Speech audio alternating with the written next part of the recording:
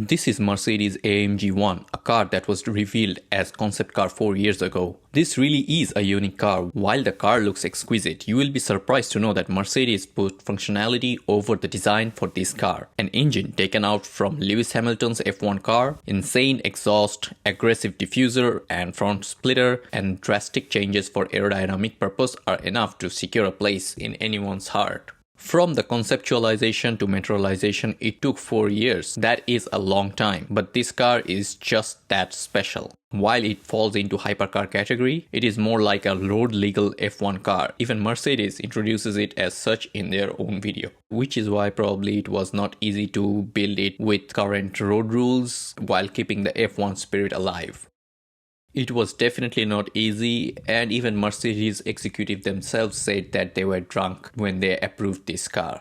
And if that's the case, I would say let's get them drunk more often. Plus, let's not forget we had COVID for 2 out of 4 years.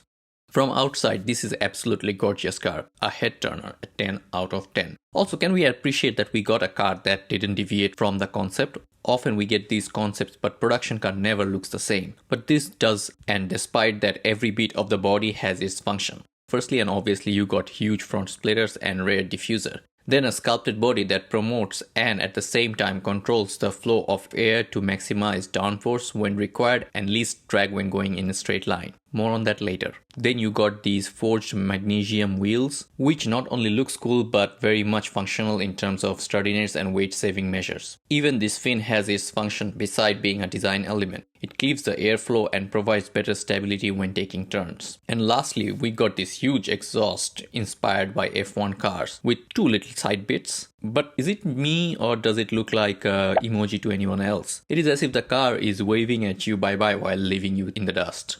Okay, now let's talk about how this car carves the air to its advantage. Obviously, air gets in from here and then gets divided into 3 streams. One goes directly into the air intake for the engine, and other 2 flows on the car body and travels towards the rear, where they have opening to cool things such as engine oil, transmission oil, etc. Air also goes to this giant spoiler, which is generally flushed into the body but rises up when downforce is required or when it is traveling at higher speed. The giant spoiler even has its own spoiler.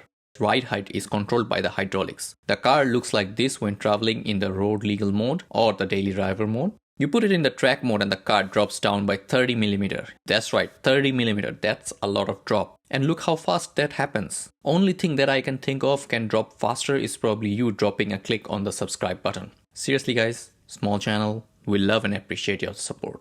Anyways, in track mode, the front splitter becomes more aggressive, the sharp grill-like bits on the top of the wheel arc pops up, the spoiler and the baby spoiler also pops up. Now here is the thing, there is a button on the steering wheel called DRS. By the way, we will talk about interior soon. Pressing that allows you to toggle between maximum downforce and minimum air drag mode. When going straight line, the shark gill-like part goes down, the baby spoiler goes down, reducing the drag and giving the car ability to slip through air. And then near the corner or when you're braking, the gill-like part pops up, the baby spoiler pops up and you get maximum downforce to stick to the ground.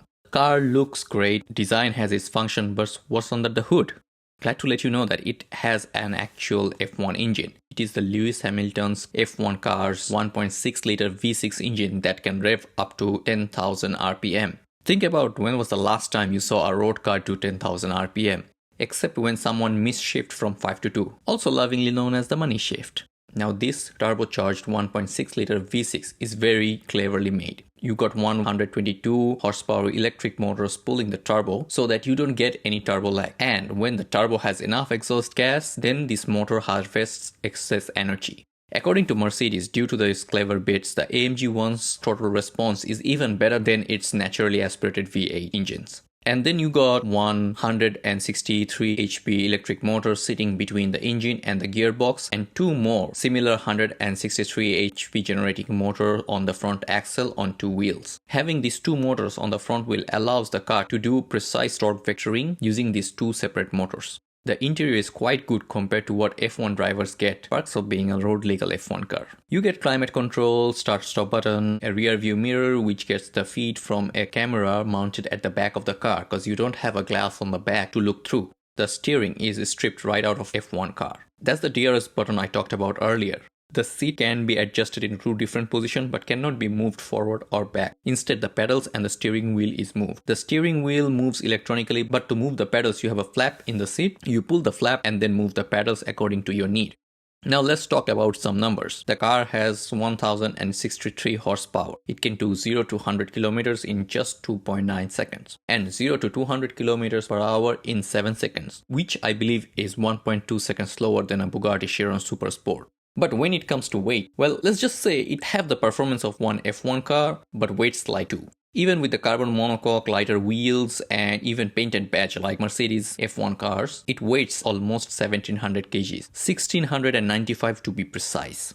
Hybrid technology allows the car to travel 18 km on full electric mode, so if you're worried about your neighbor complaining about your loud car, well, Mercedes has you covered. But then again, people like you and I are probably not gonna be able to buy it. I am gonna consider myself lucky if I can even see one. For one, the price is whopping £2 million, which is approximately 2.5 million in US dollar and almost 3.5 million in Australian dollars. Secondly, even if you are a multimillionaire and have a couple of millions sitting around, you can't get it because every one of 275 units has already been sold. So you have to convince one of the current slot holders to give you the slot. Just don't be shocked if they ask for your arms or legs or even your firstborn for it.